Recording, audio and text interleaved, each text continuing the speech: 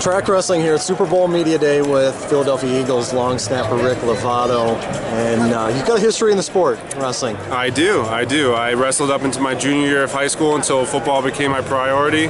I wrestled 215 in high school, and my dad was the first state champion at my high school. My cousin, three-time state champion Glenn Pritzloff, who a lot of people know, who was also a national champion at Penn State. And then my two cousins, my two uncles, one wrestled at Old Dominion, and yeah, and that's my experience with wrestling. I've been watching it ever since I was a baby. What did you appreciate most about those battles?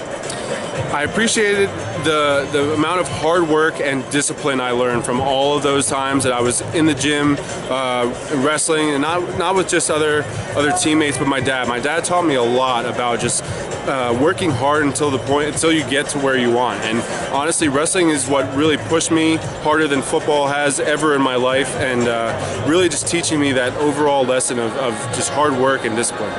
What was the most rewarding moment you had on the mat? My most rewarding moment would have to be was actually losing to a guy, but I lost to a guy who was ranked third in the nation by 1 point. And that was the best match I ever wrestled. I know I lost, but it was still a great match, and it really helped the team win that overall match itself. Who was that guy? I honestly can't tell you the name right now, but he was a Jersey guy, and he ended up finishing fourth that year in that state championship.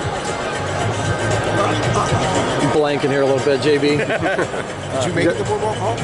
I never did. No. I actually tore my shoulder my junior year in districts. Oh, okay. Yeah. Did you wrestle your senior year? I did not wrestle my senior year. Like I said, I was strictly into football after I was done with wrestling, and my shoulder my junior year. So. How much of that stuff carries over to what you do now? Is there much carryover from what you learned then? Absolutely. If yeah. So what?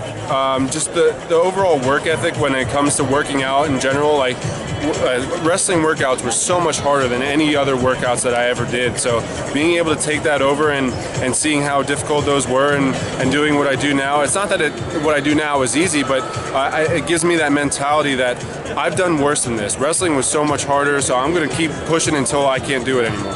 What's this day been like?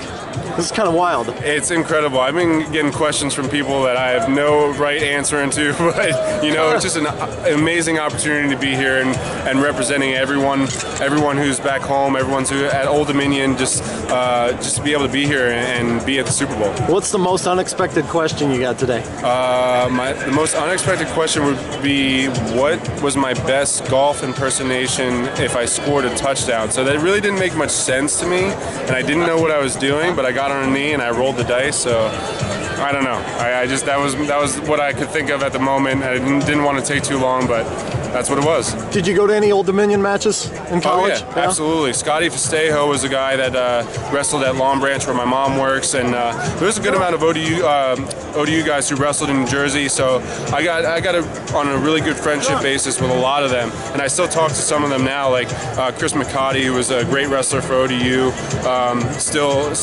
I believe he's doing MMA right now, so yeah, a lot of those guys from back at ODU I'm still talking to this day. Did you ever think wrestling might be an option for you in college?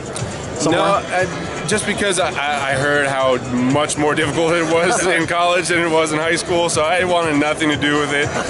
But because I love what I do with football, and honestly, wrestling is a sacrifice that I don't know how those guys make, and I give all the respect in the world to those guys. How did you wind up getting into long snapping? It was just something I did because I was a center ever since I was in 8th grade. So I could snap the ball, and I was a pitcher, so I had a good throwing arm. So I did it, and I was good at it. So I started going to these camps in junior year of high school and really learning the art and technique of long snapping, because there is one. Learning how to throw it, learning the follow-through process, learning how to use your body, just like wrestling, learning how to use your body to the maximum angles and efforts that you can get out of it. So that's really what really interested me in long snapping. You were snapping a sandwich over here, weren't you? I was just snapping a sandwich. Yeah, that was an interesting little take there too, but it was all for fun. Have you gotten interviewed by the guy in the dog mask? I have not been interviewed by the guy in the dog mask. Or the shark suit? Or the shark suit. I'm still waiting on some interesting characters to come up to me and start asking questions, so I got a long night ahead of me. He gets the Golf Channel, us, and DraftKings, Andy. Now, one thing I forgot to ask, because I've interviewed him now 4 different times tonight. What your best impersonation of maybe Steve Martin, the wrestling coach of Old Dominion? Oh man, I don't know if I know he's got a raspy, higher voice, so I don't know if I can match that. And hearing some of those calls that when I went to the matches, just like, oh man, like that's two. Oh my gosh, it's pretty funny watching him do his thing at ODU.